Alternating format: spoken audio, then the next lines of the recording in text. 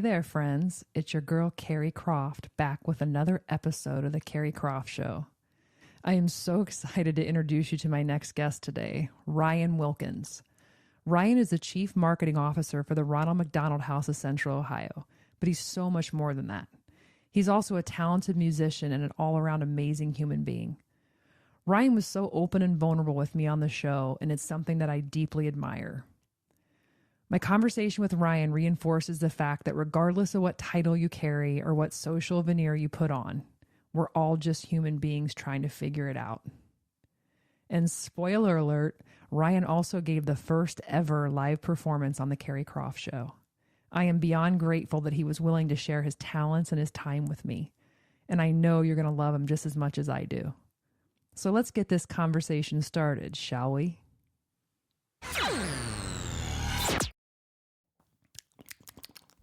You ready? Is that your warm-up? I love it. I love it. Actually, now it might be. I've never done that before. 100%. That's got to be your new warm-up. You do it again. Wait. Okay. Ryan Wilkins. That is one way to I threw you out. Welcome to the Carrie Croft Show. I'm so happy to be here. You know what? I've been looking forward to this. Yeah? I really have. Me too. I look forward to all of them, but I don't know if it's the music part with you that got me super jacked up or the fact that when I met with you, I walked away feeling like this is like a jack of all trades or someone who was born with a lot of gifts that not a lot of people are born with altogether. So when you and I sat down at SOS and you were like kind of walking me through your life and you were talking about how you were a good athlete and then you just picked up the guitar and then all of a sudden you're on Spotify. So I'm like, okay, this is the juice I need right now in a human being. Oh, thank you. So let's start with when you were younger and you were just a really good athlete. What was that? Well, so I've got 3 younger brothers, and our whole entire family was literally built around sports. So every single day we were playing some game. My mom and dad were flying us all over town. Soccer, football, baseball, basketball, everything. I absolutely believed I was going to be a professional baseball player. I had all of that vision in my life because I just loved it. I loved everything about competing. And I don't know, something about getting out, being physical, compete. I'm a very competitive person, being able to compete. But more than anything, I just really wanted to beat my brothers. So I was doing everything that I could to be the best possible athlete that I could. But I loved it. I love sports. I still do. I love playing anything I can play. My wife and I have intense ping pong battles. I love ping pong. In the basement. I love ping pong. So much so that we had a conversation a little bit ago. We were like, do we need to cool it on the ping pong for a hot second? Because we just get so competitive with one another. She might be the only other person in my life that is more competitive than me. That could be a good thing. She's, it is. Kind of showing you what's up. Yeah. But not everybody's good at sports. It's one thing to want to play and be competitive, but you're actually good. Yeah. Right? I was. Yeah. So when did the guitar come into play? Because again, I have a guitar sitting here. A lot of people want to play the guitar, and a lot of people pick it up. But rarely do they become good, let alone good enough to be on Spotify playing the guitar and singing. Well, okay, so some of my backstory. So when I was a kid, my mom heard me singing in the back of the car when I was like 6 to whatever, George Michael, some sort of Aha song that was playing on the pop radio. And she said, well, you like to sing and you're good at it. Do you want to join the choir at church? And I must have said yes, because I started, and I loved it. I was really good at it. And I started singing both at school and at church. And I would play in front of people everywhere. So I was playing sports and I was singing my whole entire life. I was the weird kid that I was both a captain of the football team and I was the chair of the symphonic choir. Right. Those two things together don't mix normally. So I had all of my friends who were like jocks, and they said, why are you friends with all those music nerds? And then all my musician friends are like, why are you friends with those jocks? And so for me, I've always kind of I've been in both camps, which I think has helped me a lot in my life. I've learned a lot about what it means to be able to connect with all kinds of different people. So those two things have really served me well in my life. So when did I learn how to play guitar? Well, okay, so I went to college at Wittenberg my freshman year. No offense to Wittenberg, but it just wasn't for me. I really disliked it. And I went to play football. I played football. The football team was great. I had a really bad concussion in a practice. I was out for 2 weeks. And after that, I decided I don't think that I want to play organized sports anymore, which is a huge like rupture for someone that goes to school to play a sport, right? So I went back home after winter break and I asked my mom and dad for a guitar for Christmas. I had never played an instrument before. I'd only sang. So that was I'm not sure really what the inspiration even was for that. I just needed something different. Right. You needed to channel your energy. Yeah. So I asked them for that guitar. They got it for me. And I took it back with me to the dorm and I spent at least 3 hours a day teaching myself how to play guitar. This was in 96. So it's actually the first thing I ever downloaded from the internet was a chord chart. I think there was no Google at the time. Yeah. I don't even remember how I found it. Somehow I looked up how do you teach yourself how to play guitar? And I went into the computer lab at Wittenberg and I printed out this piece of paper from a website and I was off running. Going back to Wittenberg, because it's a small school, but you were pretty strong, and you really didn't like it there. Do you think that it was like, first of all, why didn't you like it there? Yeah. But then, secondly, do you think the concussion and that thing happening kind of was like, okay, I can get the hell out of this school I don't like, or was it just the way things happened? What's the thing with Wittenberg? That's a really good question. I think, back then. I wasn't sure what I wanted to do. Like I had no idea. And I was searching. Yeah. And going to Wittenberg felt like a safe choice for me. And it's funny because every other person I've ever talked to that went to Wit is like, this is the greatest place ever. Mm-hmm. They love it. And I'm like the only person that didn't like it. I don't know why I didn't like it, but it just, to me, it felt like I was in high school again. So it's too small and too... Yeah. Yeah. It was the same exact kind of relational stuff that you experience in high school. Okay. And that's, you know what? You're allowed to like and dislike whatever the hell you want. Indeed.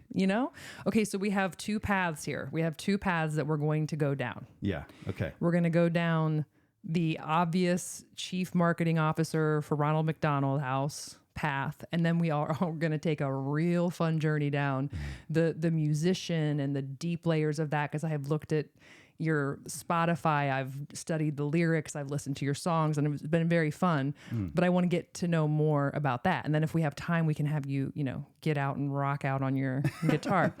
So I think what we'll do first is we will talk about the Ronald McDonald House. Okay. So, what people would know about you by just going to LinkedIn or the Google machine is you are the chief marketing officer for the Ronald McDonald House. Yeah. Very, very important job, very important organization. And my first question about that is, did your parents, your family, the way that you grew up, was the servant mindset? Because you hear that all the time now. Mm-hmm. Servant mindset, it's like the buzzword. But a lot, not everybody lives it. But your career is based on that. Was that something that was instilled in your fabric from the beginning? Yeah. I think so. We're a very compassionate and giving family. My mom and dad definitely instilled in us a sense of humility and of caring for others. I when I first graduated from college, I transferred to Ohio State after Wittenberg. Loved Ohio State. Graduated with a degree in communication and thought I wanted to go into advertising. I worked at an ad agency for a year and I hated it. It wasn't what I wanted. So I went in a completely different direction. I was a youth minister at a church for 2 years. And then from that, I was able to create a music career where I went and helped start a really cool thing up in Cleveland called 707. And then I started recording and touring, and that's what I was doing full time. And then when my ex-wife and I had our first child, we definitely wanted to get back to Columbus, where both of our families were from. And I was looking for something that I thought would be fulfilling, and that also I could use that skill that I learned in communication. And I Googled Ronald McDonald, or I Googled for a job in marketing in nonprofits. And this job popped up. It was the community relations director for Ronald McDonald House. And I sent in my resume, and that day I got a call, and Jamie Foltz was the person that hired me. And she said, we'd love to interview you. So I came down, I had an interview, and as I was driving away from the interview, she called and said, "Hey, you're the right person. We want to have you." And that was almost exactly 15 years ago. And I've been there ever since. And I can't imagine not being there. It's such a fulfilling job. But even more than that, it's such an impactful thing that is happening every single day to support those families. And I'm so proud to do it. I mean, it's I'm ashamed to say the first time that I've ever, helped make breakfast for the families was with Kim and SOS, like less than 2 months ago, which is when, you and I met. And I just was so filled with so many feelings in there, and just watching those families come in and just not knowing, and it's not your business to know, but just looking around and thinking to yourself, God, like this seems so simple, eggs, bacon, pancakes, but it's everything. Yeah. It's one less thing they have to think about. It's a place they can come to and sit in that living room with someone who's going through something so just extraordinarily, people don't go through that all the time. So when you have a tribe that's there together, what the Ronald McDonald House is providing is just solace and camaraderie. And it's really amazing. Yeah. Well, you hit the nail on the head. It's a simple thing that we do. It's a place for families to stay when their kids are in the hospital, but it's a profound impact that we make. Yeah. So the really what the most beautiful thing I think that we provide is the community of moms and dads being able to sit across the table from each other, just like this, having a cup of coffee, and they share an experience. So they really, really understand what one another are going through. So if you just imagine if a family came to Columbus because their kid had to have some sort of special process done at Nationwide Children's, but they were staying at a hotel. They walk into that hotel, nobody has any idea what's going on in their life. They're very isolated. They walk in, they go to their room, and it's really closed off, and they could really sink into that. What we do at the Ronald McDonald House is we give them all the other stuff that you would imagine in a hotel. It's a beautiful building. It's a great service to get a really nice room with 2 beds and a private bathroom and all the things you would expect in a hotel room, except it's free. It's right across the street from Nationwide Children's Hospital. And they have literally hundreds of people around them that exactly understand what they're going through, because they're going through it themselves. So that common experience builds a community that literally shapes their life.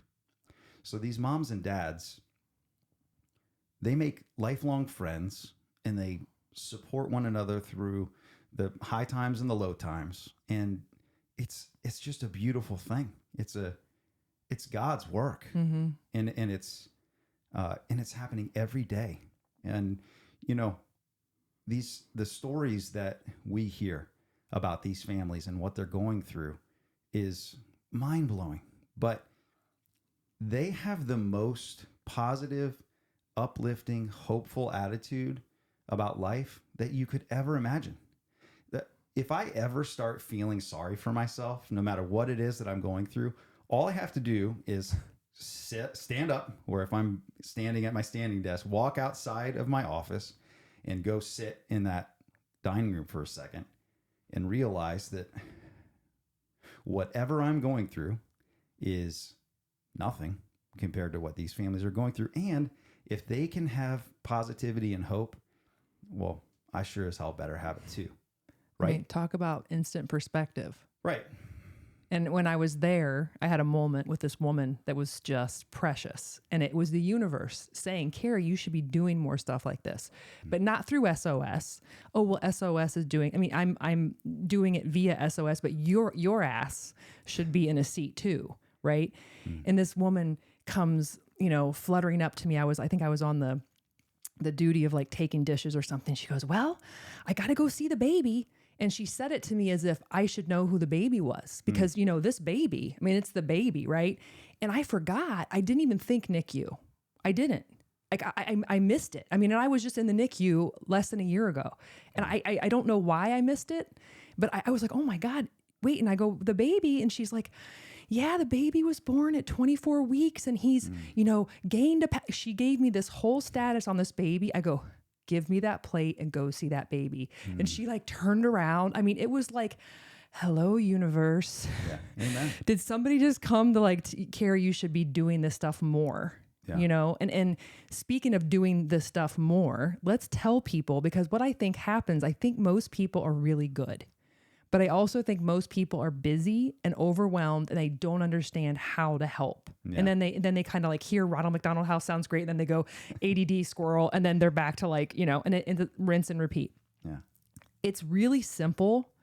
If you just look at the breakfast, if you have a company out there and you're talking the talk and you have your values on the wall and you're talking about servant leadership and camaraderie and all this stuff, the Ronald McDonald House breakfast, they don't even do breakfast every morning because they can't get enough people to wake up that early. Everyone, knock, knock.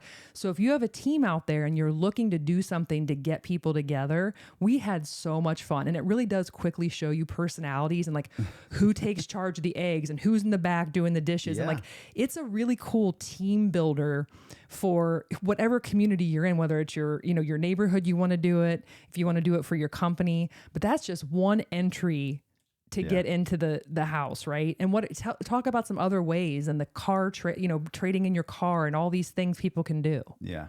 Well, so the first thing that I tell people to do is just come and see the place. So taking a tour of the Ronald McDonald House, it takes you talked about how like everybody sort of knows what it is, but then they lose track. When you come and you touch and feel it and you see it in person, it's impossible for it to not somehow get into your soul. Like it's just such a profound thing that's happening there. And most people, I think when they get there, they start to kind of envision where they fit in. So, you know, taking a tour is a great place to start. And we're happy to give anybody a tour. You can just go to our website and you can send me an email. It doesn't matter. We'll figure out a way to get you in there. And then some people want to come and volunteer at the front desk and they work every 4 hours once a week or something like that. My mom comes and volunteers. That's awesome. She does laundry at the house.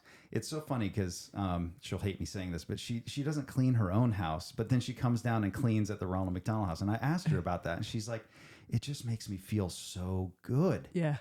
And so, you know, you never know what it is that's going to kind of get you going with the house. But like your experience, when you come in and you see these families and you sort of have that aha moment that, oh, these people are going through really tough stuff and I can help.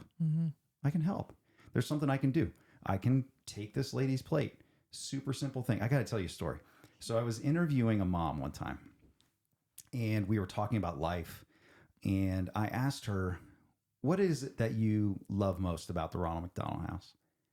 And she said, I don't have to clean. And I said, oh, okay. Tell me more about that, because I've never heard someone say that. And she said, when I'm at home, I have 6 kids, and I'm literally, all I'm ever doing is picking up after my kids. That's all I do. But here, I don't have to do any of that. I don't have to clean. I just can be here and focus on my kid. And that, to me, I think is a perfect example of just how simple it is that what we're doing. However, what a profound impact it's making. Yeah. And you can go do that. You can come to the Ronald McDonald House and help clean it. Yep. That's how we clean the houses, is with volunteers. Yeah. And shout out to Kimmy Vierhoff, because she got us into Ronald McDonald House, and now we're doing an ice cream social. Yes. Next, I mean, we're in. You're stuck. You're stuck with us. Something else I want to touch on, though, that you and I had talked about in our previous meeting is just, this gets lost on people, especially if you've never been through something catastrophic. The financial devastation that this causes. So not only are you getting, whether it's your child's in the NICU, and luckily my husband has amazing insurance. The bill on that was, the number is astronomical. Right. So these families, not only are they emotionally just completely tilted forever, regardless of the outcome, you'll never be the same then they have this pile on of financial stress, and so it's like, if you can do something to help, how can you not? Right. But you don't get that when you're in your own world and you're relatively healthy and everybody's kind of walking around. It's like, there are people right now that need, some kind of assistance, and it's free for you to do that. That's right. Yeah. And so I like to say we're in the business of taking away stress. Yeah. So, you can just imagine on a normal day for me, driving to work causes a lot of stress, and figuring out how am I going to make dinner for my family? All of that. Those normal daily stressors, when you have a kid that's sick and in the hospital, all of a sudden are like the most stressful thing you could ever imagine. So if we can just take that away, so mom and dad can focus on the kid and be there both emotionally and physically, to me, that is the greatest gift we can give them. So they don't have to worry about how they're going to get back and forth to the hospital, how they're going to pay for the room that they're in, or the transportation, or even the food. Like, what am I going to do about food? The fact that you could go and be at the hospital bedside with your kid and then walk across the street 200 steps and walk into a really nice, comfortable dining room where a volunteer group like SOS has made a meal, and all you have to do is walk up and get the food and sit down and eat. Just think about how that very simple thing takes away so much stress for that family. And that's what we're doing every day. And it really does. It's the little things. You hear that. The little things are the big things. And that is exactly what I think of when I think of the house. It's awesome. It really is. So, you can go to the website, but I also think, if there's anything else, this is your moment, like whether it's the trade in the cars, or because you told me about that. I didn't know about that. I feel like that's an important one to touch on. Yeah. So in 2010, my boss, Dee Anders, who's awesome, came in my office, shut the door, and she said, hey, I think that we should start an auto auction. And I said, I think that's a great idea. And she said, and I think you should do it. And I said, yes, let's go. This is that little boy who just wants to succeed. He wants to win. And I'm like, yes, coach, I'm gonna do it. Put me in. And she's like, great. Okay, go do it. And then she leaves my office. I immediately close the door and I Google, what is an auto auction? I had no idea what I had just committed to. And so I had to do a lot of learning, a lot of research. And fortunately, we had some people on our board who knew the auto industry very well. And we partnered up with a great company that helped us to operate this what we call now our vehicle donation program. So I had no idea that that anyone would be in a situation where they could donate a car, period. Like the idea of donating a car would never have occurred to me. Right. I mean, I'd never been in a position like that in my life. Now, in hindsight, I probably could have when I had that piece of junk $300 car that I didn't know what to do with. That I is probably just sitting in a field somewhere now back in college. But so we have this program. If you have a car that you don't want, or that's driving you crazy, or you don't want to mess with selling it, you can donate it to us, and then we take it to auction. We sell it, and the proceeds help the Ronald McDonald House. And we actually have spread that program to the whole entire nation. So if you donate a car in any city in the U.S., it will automatically get credited to that local Ronald McDonald House. Okay. And it's an awesome program. We raise millions of dollars I can't imagine how each much. year for it. Good. Okay. You hear that out there?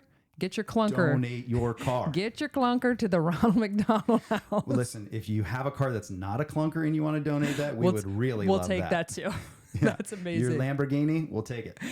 All right. That's amazing. And one more thing on the Ronald McDonald House before I wrap that part of the conversation up. SOS is going to be partnering with you guys the fourth quarter, and we're really excited about that. So we have a lot of exciting things on the horizon, and it's going to be very impactful. So I'm pumped for that. I'm so thankful. Stay Thank you. tuned. Okay. Switching gears. What was that warm up again? Yeah. Switching gears.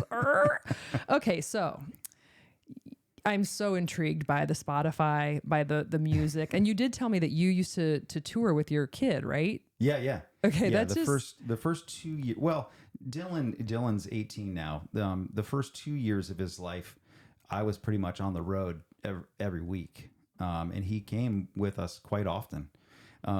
He's got music in his blood. He's going to, and he already is. He's recorded and released music himself. He's very talented. But yeah, we were a road family. That's what we did. So your wife traveled with you? Yeah, at the time. Okay. Yeah.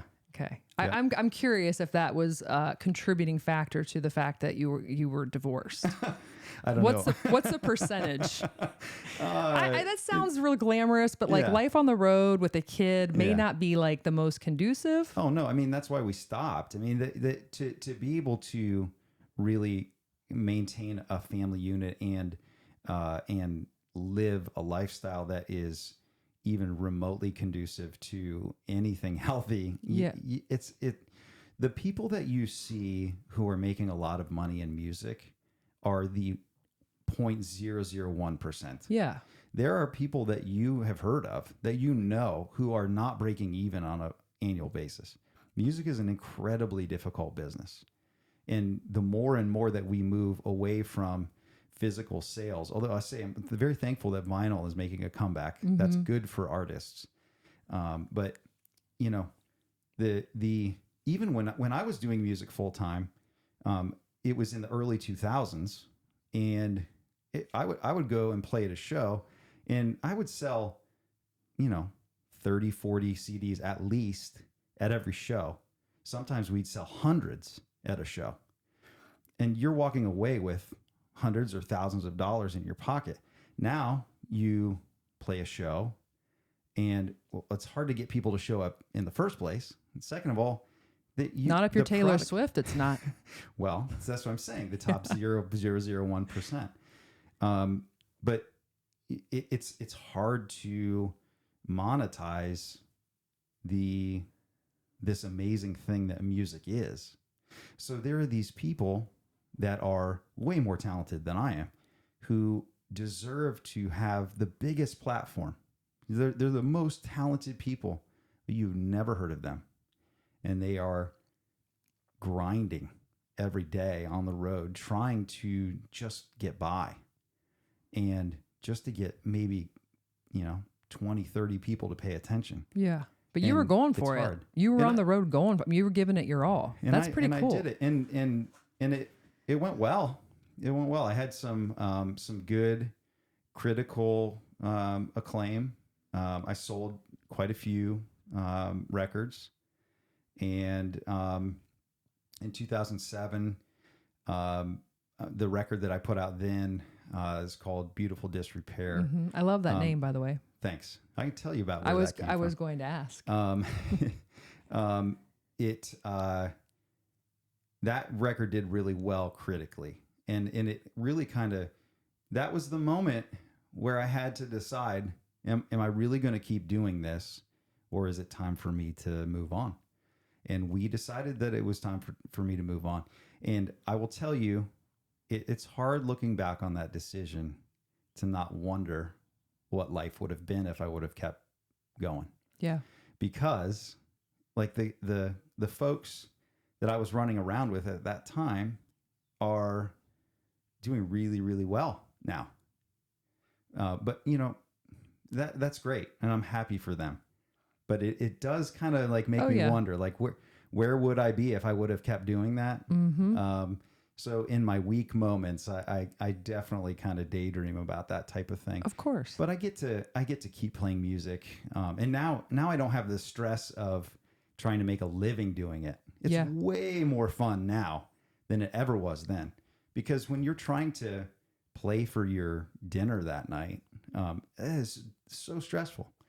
Of course. Yeah. Now, when I was listening to your songs, I don't know if it's just the way that I started to listen, but there's a lot of Christian vibe going on. So was there a mix of like part of that was Christian music, or did that come later, or explain like when you first started versus where did the Christian music kind of weave in? Yeah. Well, that's kind of where I got my start. Okay. Yeah. So with that 707 thing that I told you about, it was a young adult ministry that happened up in Cleveland, where we had about 1,500 people that would come to this every Sunday night. And that really was the springboard to my my music career.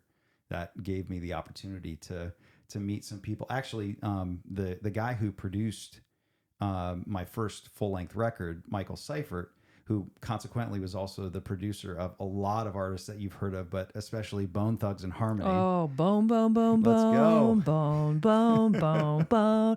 Tell me what you gonna do. I've got some Bone Thug stories. They used to come into Roosters when I was a bartender. Oh yeah, and Great Canardo, guys. their manager. I can't. Like, I have so much love for Canardo. Literally, they are. That name, I can't even believe you said the name Bone Thugs and Harmony to me just is such a funny name, because they are literally some of the sweetest people I've ever met. They're so great guys. But so Michael Seifert was, I met him at 707, and he's like, "Hey, we need to do a record together." And I had no idea what a gift that was until we started to work together. He's a genius.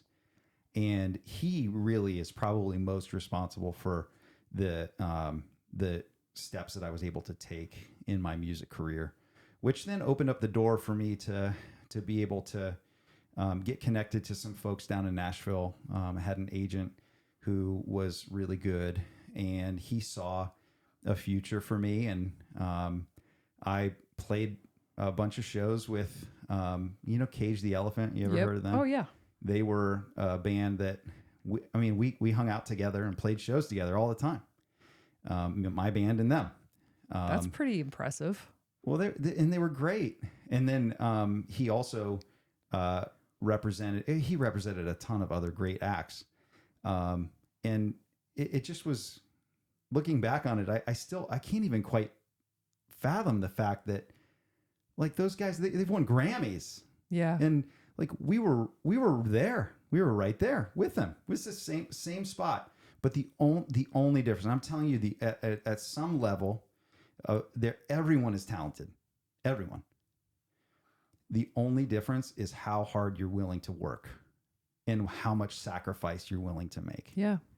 And so those guys who I was sort of peers with at one moment, who now are like mega stars, really the only difference is they kept running. They kept didn't going. Stop. They fought that fight with tenacity. And I didn't have the fight for that for whatever reason. I just didn't have the fight. So Perfect Pill, you said, was your most popular song. Yeah. Was it? Yeah. Because I have a couple of them teed up, but it's they're the Christian songs, which I do want to give people a peek into. But what was Perfect Pill? What was that? What was the Perfect Pill is a song that Mike Seifert and I worked on together. I vividly remember being in the studio with him where he was just like, "So heal me," and I was like, "Yes, that's amazing. That's it." And then the hook just it's the one song that the most people would wail in the venue when we would play. Who does it sound like? Like who is it? Who is it kind of? I was listening to it earlier. I'm like, who does this remind me of?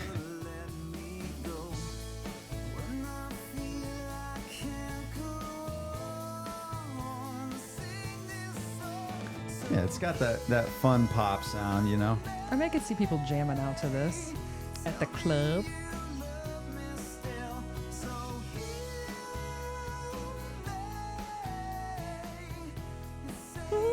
Yeah, sing it. Oh, gee, I love it. Okay. Perfect Pill. Mm-hmm. All right. So that's your most popular song. Now I've got a couple of them teed up here that are more on the Christian side. Okay. So, and you're such a interesting guy. Cause like, that's another element too, is like that you're just very outward about your Christianity and you're singing about it. And it makes me curious. It makes me feel like I need to be a better human. So let's just listen.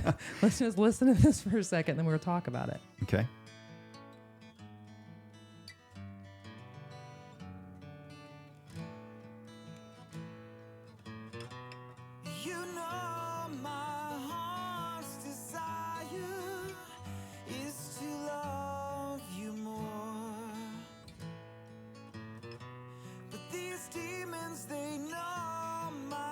Got a voice.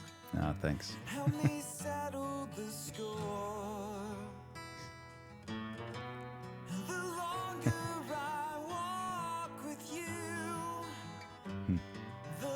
I never listen to my own music. Yeah, so. We're listening. I'm going to make you sit in this.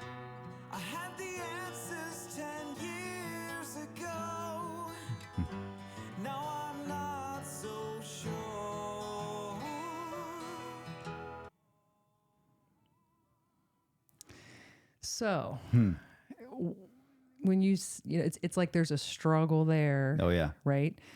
And I'm curious as I've listened. A lot of this is, and I think that's with God and with Christian rock. It's like, you know, you are God and Savior. Like you are my thing that I'm drawn to, and everything. What was it like? What were the dark spots? Oh. For you, like, were there dark spots that you were like trying to move from what were the catalysts for that? And that one was called what? Lay down my arms. What was that about? Yeah. Well, that's a really good question because, you know, I think that for me, I used to think that it was important for me to keep up an image that would be acceptable to other people. And I wanted so bad to be everything to everyone. And so I built up this persona that I had to work really hard to try to keep up. And I don't think anyone's ever conscious of that. I think a lot of us do it. But I had my public life and what I thought people wanted me to be and what I thought I was supposed to be. And then I had my own internal struggle. So those two things were not in harmony. There was this constant push and pull of me just trying to be something for someone. And when you live that way, it creates a real disconnect in your own inner life. I went through a divorce in 2018 and it was devastating. It destroyed me. And, you know, I wouldn't want ever anyone to have to go through something like that. But for me, I really am thankful for that experience because it destroyed any ability for me to do that. I thought I want to make sure everybody sees me as this great guy who's got a great family life and good God-loving dude who, he's got everything right. And my good buddy Todd Nail, it described it as I just was spinning plates constantly out in front of me, trying to keep up appearances. And the second that happened, it all just literally crashed to the ground. And people who were close to me know that I was out, not okay. And what I now know, looking back on that, is that was the death of that not inauthentic me. That whatever that mask was that I was wearing, it was gone. When I was at my lowest point in my life, I thought that I was going to be alone forever. And literally out of the sky dropped into my life the most unbelievable gift that you could ever imagine, in the form of who is now my wife, Andrea Lauren Wilkins. She's a badass. I call her Andy, and she changed my life. The way that she changed my life was she loved me for who I was. And actually, I was telling my wife this morning when I was talking about what we were going to talk about today. I was so curious. I said, I don't even know how to do that anymore. Whatever that thing was, whatever that mask I was wearing was, I can't find it. It's not there. And now I feel like a real person. I feel authentic. I feel like what's on the inside of me is what's on the outside of me. And I don't have that constant battle. Those songs, like Lay Down My Arms, that was me begging that I wouldn't feel that constant tension of wanting to be something, but also just feeling like I could never be good enough. And just wrestling with that. And the way that I processed that was by just sort of talking to God, whatever that meant at that moment, by saying, all right, well, what am I supposed to do? Like, I want to love you more, but it's going to take the strength of 10,000 people or more in order for me to be able to do that. I don't know how to do this. So I'm like saying, so I'm just going to lay it down and I'm going to try. And this is my best effort. And in reality, what I didn't realize was, I'm going to get deep if that's okay. Oh, please. Get like the ocean. Get like the ocean. Get in there. We are all swimming in grace.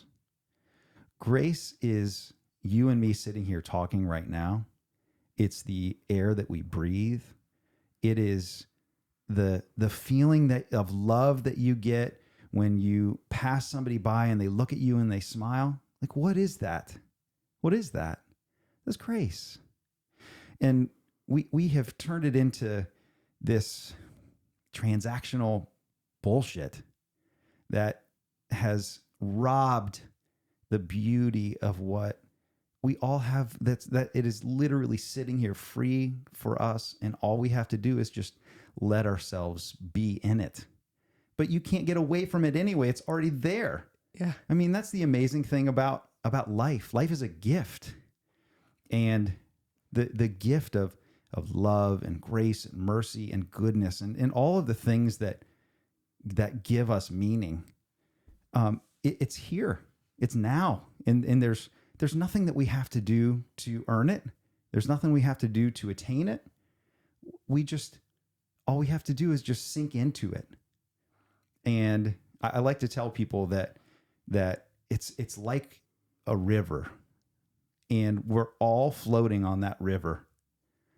And all you have to do, you think that your existence is that boat that you're on the river, but all you have to do is just sort of peek over the edge and just fall in. And then that's where the life is found. Mm-hmm. And how profound that is, but it's so simple. Yeah. But we get ourselves wrapped around the axle thinking that there's so many different things that we have to do to be able to find fullness and fulfillment and meaning and all of that. And we struggle with that. That's part of the human condition. But really all we have to do is fall into it. And that's the beauty, I think, of the way that the universe is created. And that experience reminds me of this quote that's to this day one of my favorite, and it just says, "Barns burnt down, now I can see the moon." Your whole life, plates are on the ground, everything's in ashes, barns burnt down, and now I can finally see the moon. Wow. See how profound that was? I love that. Who's the profound one here, me or you? I love that. No, it's now, great. Listen to this one. Okay. I love the beginning of this. Thank you. This is probably the song that people respond to the most that I've written. Is to leave my sin behind, let my soul find rest, let my mind find rest. This is my spiritual cure, to leave what was before, 'cause that You got a new fan in me. is dead. But love is alive and well. So steady ground. Yeah. Okay. Yeah. Made some deep stuff. Yeah. I mean, it really, it's so interesting listening back to these songs and thinking about the context of what we were just talking about. That, I mean, I hear it so clearly now in my own voice that I knew that I needed to break out of whatever that shell was that I was in. And I just didn't know how to do it. And I was asking, but yeah. Wow. You still hadn't found what you were looking for. Right? I mean, Right? that, was that the most amazing tee up of all I time? love that because I know where you're going. I love it. I mean, I really should win an Emmy for that one, shouldn't I? Absolutely. What are the awards for podcasts? Podcast Potties? award. I need it for that right there. let's That go. was a tee up of all time. was So hot. you Way two, to go. you two, one of your faves, one of my faves of all time. And this song, Oh, man. so good. So this song, I don't know how much you know about this song, but do you know that this song is basically about, someone's very vulnerable, honest assessment of life not going the way they want. Yeah. And this is before U2 blew up, in Yeah. 1984. And do you remember where the video was? Joshua Tree. Where were this video? In Oh, Vegas. yeah, Vegas. You're right. Uh-huh. Yeah, And it was just, they had no money. yeah. And the guy was like, well... Yeah, they're just walking around. He's Yeah. like, why not make one of our most sincere songs in the most insincere city? Yeah, what a great idea. The kind I of love it. ironic counterpoint of... But you know what I love about this is it's the same story. Like, magic is made when you don't have resources and all you have is your creativity. I mean, you two didn't know what the hell. They were in America. Yeah. They're like, oh, wait, Vegas has the best lighting system. We have no lighting budget, right? So we're going to go walk around Vegas and do this video. It was like this was not like a main thing. Yeah. You learn something new every day. I love it. It's so good. I mean, I can vividly remember. I was born in 1976. So this song came out in, Joshua Tree is 86? I think this was 84. 84. Okay. But, I was an MTV kid. Oh, yeah, me too. Junkie. I mean, I just sat in front of MTV as much as I could. And I just was like mesmerized. Like, It was wow, what is that? And I just wanted, whatever it was, I wanted it. I'll never forget my first experience with fake news. I was sitting there. They're like, Axl Rose is dead. And this, like, remember when everybody said Axl Rose was dead? I remember that. And I was legitimately like losing my mind because I loved Guns N' Roses. And that was like my first taste of fake news. It happened Why did back they then. say that? It was just a rumor? It was like a rumor that happened. Yeah, I remember that. What a weird rumor. I know. But I mean, really, in today's world, you see it all the time on TikTok and stuff. Right. But back then, it was I think they do that on purpose. Well, I think it's like all a PR stunt. I mean, it's all, who knows what's going on behind any of that. Yeah. But yeah, you too. So you and I talked about that. Yeah. And then I flipped the script on you because we also discussed, you said the Beatles and all, and I like the Beatles, but Fleetwood Mac and Stevie Nicks are truly I don't know that I love anything more. The most formative record in my life was Fleetwood Mac Rumors. My dad had a great record collection, and as a music junkie as a kid, I would sit in front of his record player, and I played all the records that he had, like all kinds of different random stuff, Joe Cocker and the Ohio Players and really obscure stuff too, but for whatever reason, that Rumors record, I played it over and over and over again. And I'm telling you, it might be the best record ever made. It's up there. I mean, legitimately might be. You could turn on a song from that album. They're all amazing. And I mean, I can get, like, some of them will just twist me right in my, but I was thinking, and I'm like, and this again, go back to TikTok. Right now they have, this is a big thing that was all over TikTok. It was Lindsey Buckingham and Stevie Nicks. Oh, I've seen this. And it's... oh, yeah. So when they're talking, they're looking at each other and they're, oh man, the tension. The intensity of these lyrics. Yeah. The amazing thing about music is that what you experience is not what you hear. It's what you feel. Oh. So the people who you connect with the most that are musicians, you're not connecting with the music. I promise you. You are connecting with something way deeper inside of them that they are just like pouring out into wherever they are, and you feel it, and it enters you somehow. And that's what songs like this are doing. Like, you feel it. Why do you feel it? So just think about that for a second. No, I mean, Stevie Nicks, but these words about you'll never get away from the sound of a woman that loves you.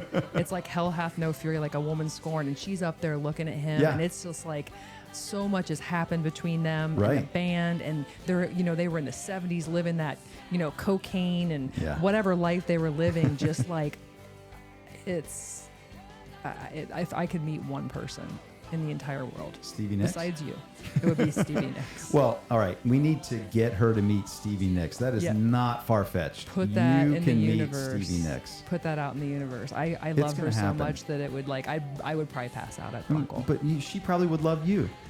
Maybe. Yeah. You love me or you hate me. I'm a very polarizing character. I don't think it would be hard to hate you. Thank you. I was fishing for that. That was me. That was me being like, Ryan, knock knock. No, it's true. But so I tell anyone who wants to be a musician, I tell them, your performance, 90% of it is your heart. 10%, you have to be able to do it. If you do it poorly, people won't pay attention. But if you do it well enough, I mean, most human beings can sing. But what sets someone apart that you connect with, it 100% is just it's the language of your soul. And the more that you can just expose your heart, the more people will connect to it. Yeah. And so, unfortunately, a lot of times, you wonder, like, why are these artists who are so successful, they're at the top of their game, their life ends? Why does that happen? Then on some level, it's because the people who are the most broken are the ones who can expose themselves the most. Yeah. So there's a lot of hurt and brokenness in artists all across. I mean, it doesn't matter what kind of artist it is. The same thing for any type of art. You have to be able to really be vulnerable and expose yourself in order for something like that to happen. And that's why they're so good. Oh yeah. I mean, it's a story put to song. Right. So it's got to be riddled with humanness, which is not, which is not easy sometimes. So it's going to be all of the hard and the dark, deep nooks and crannies. And then, someone else is like, oh, wait, that happened to them. I vibe on that. And then you're like connecting this energetic connection with the song. Yeah. It's crazy. That's why like the Muzak version of a song never feels right. Yeah. You know what I'm saying? Like the elevator version of the song, you hear it, you're like, it sounds sort of like it, but I don't feel it. Yeah.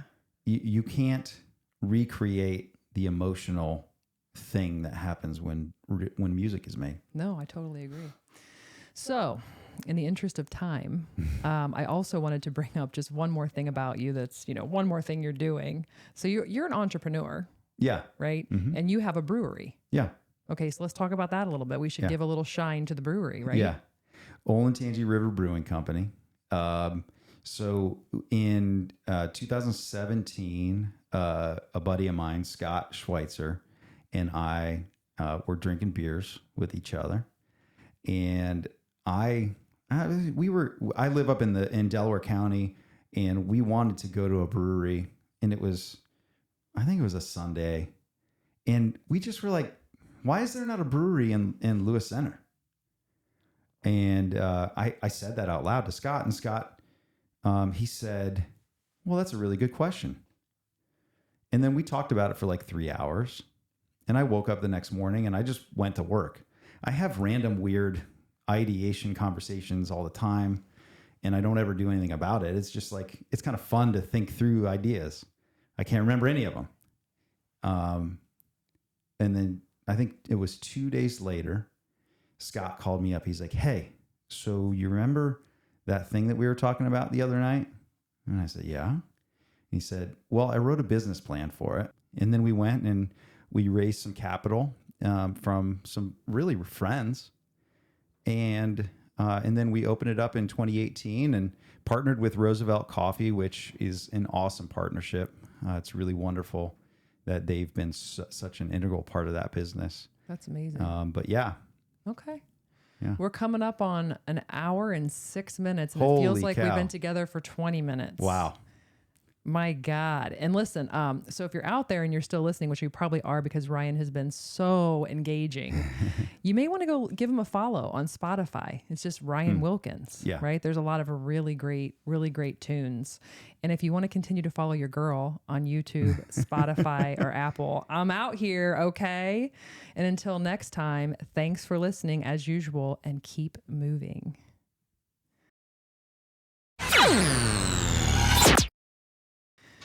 This is the first live performance on the Carrie Croft Show. Not to be the last. So I got to try to get this all together. Been traveling these wide roads for so long. My heart's been far from you, 10,000 miles gone. Oh, I wanna come near and give you every part of me, but there's blood on my hands and my lips are unclean. In my darkness I remember Mama's words recur to me. Surrender to the good Lord, yeah, and He'll wipe your slate clean. Take me to your river, I wanna go. Damn, boy! Sing it with me. Come Oh on. my God, I don't want to ruin it. Go on, take me to your river, I wanna know.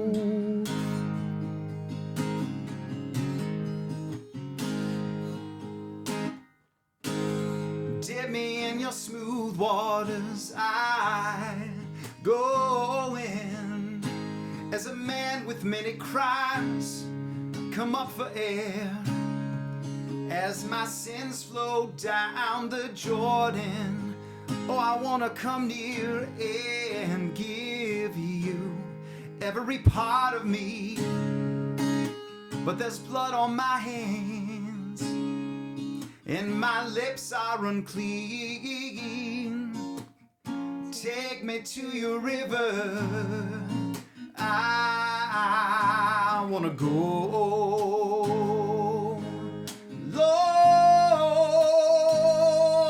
please let me go. Take me to your river, I wanna know.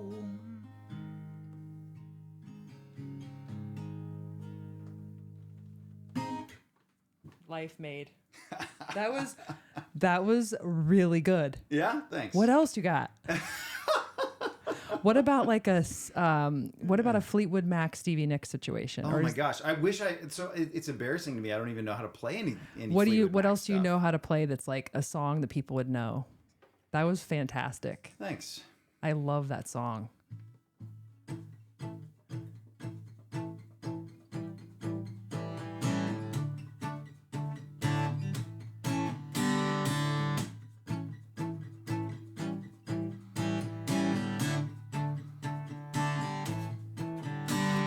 Jojo was a man who thought he was a woman, but he was another man.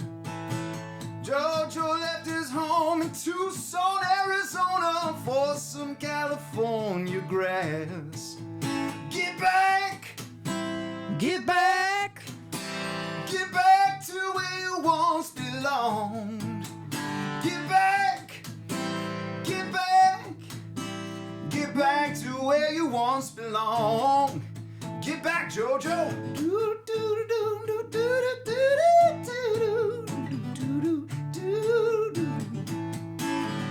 Get back, get back, get back to where you once belonged. Come on, sing it. Get back, get back, get back to where you once belonged.